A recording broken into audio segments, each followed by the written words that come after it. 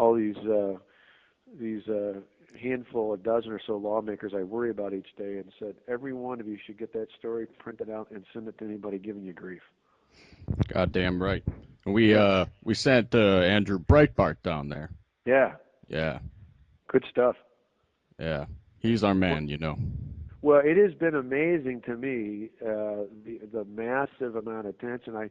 I've done all, I want to stay ahead of, so every day I do a 5 o'clock press conference. Tonight I'm actually doing a fireside chat, which the state TV stations are picking up, and I guess a bunch of the national ones are too.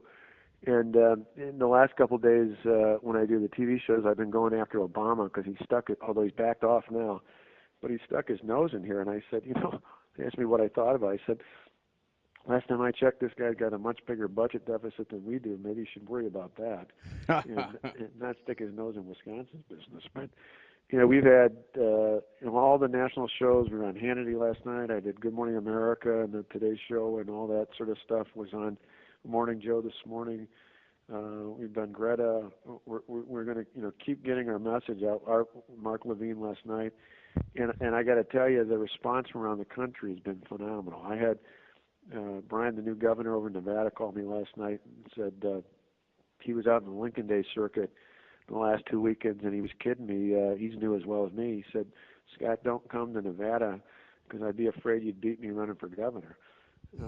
That's all they want to talk about is, what are you doing to help the governor in Wisconsin? The next question, I talk to Kasich every day.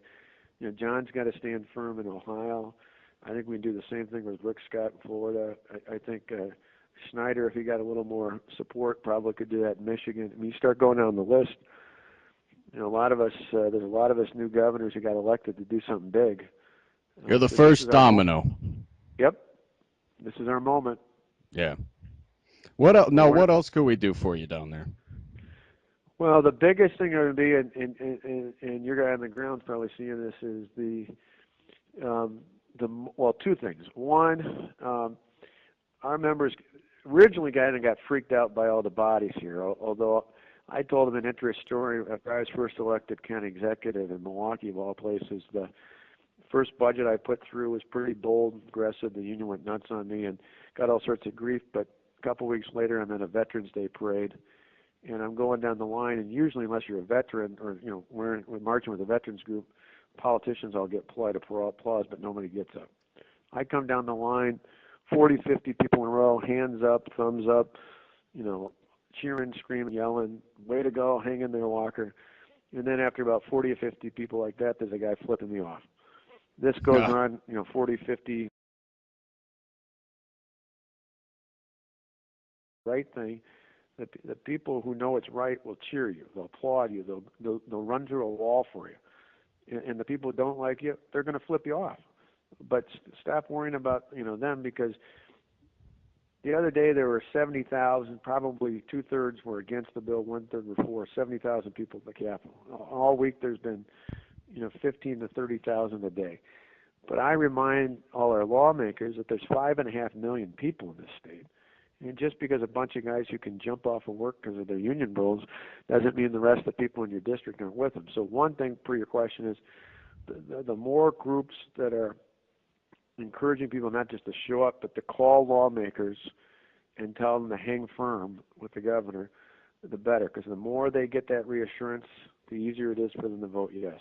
Right. The other Right. thing is more long term, and that is after this, in the coming days and weeks and months ahead, particularly in some of these more swing areas, a lot of these guys are going to need, they don't necessarily need ads for them, but they're going to need a message out reinforcing why this was a good thing to do for the economy and a good thing to do for the state. So to the extent that that message is out over and over again, that's obviously a good thing. Right. Right. We'll back you any way we can. But what we were thinking about the crowds was planting some troublemakers. The only problem with because we thought about that, the problem with or my only gut reaction to that would be right now and the lawmakers I've talked to have just completely had it with them. The public is not really fond of this.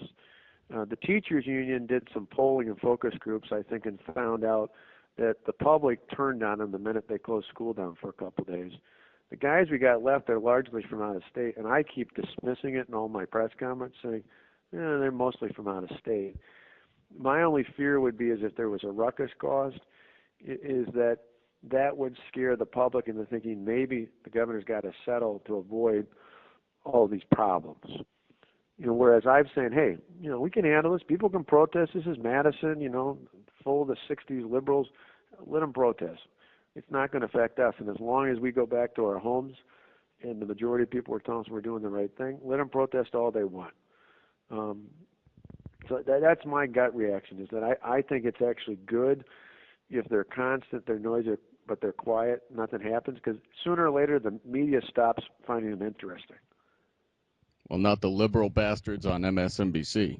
Oh, yeah, but who watches that? I mean, I went on just morning Joe this morning, but I like it just because I like being combative with those guys. But I mean, they're off. Well, Joe's a good guy. He's one of us. Yeah, he's all right. He was fair to me. I mean, the rest of them were a little out there. Although I had fun. They had Schumer over from New York on ripping me, and then they had a little clip of a state senator hiding out ripping me. And it was almost too easy. I walked in, Joe asked me a question. I said, well, before I answer it, let me just put out the amazing irony of the fact that you've got a United States senator from New York, a senator who, by the way, is part of a team that can't seem to balance the federal budget, talking about my budget. At least he's coming into work to talk about something, although it's mine. And you got one of these 14 state Senate Democrats who can't even bother to show up and deal with the budget he's elected to do something about. And so that kind of tells you the whole story right there. Beautiful, beautiful. But you gotta love that Mika Brzezinski. Oh yeah. She's a couple weeks ago, I'd known Joe before, but I was having dinner with Jim Sensenbrenner when I came into D.C. for a day to do an event, and was going over to do Greta's show. I had dinner with Congressman Sensenbrenner, and right next to us was the two of them, and then their guest was Axelrod. So I came over and I introduced myself.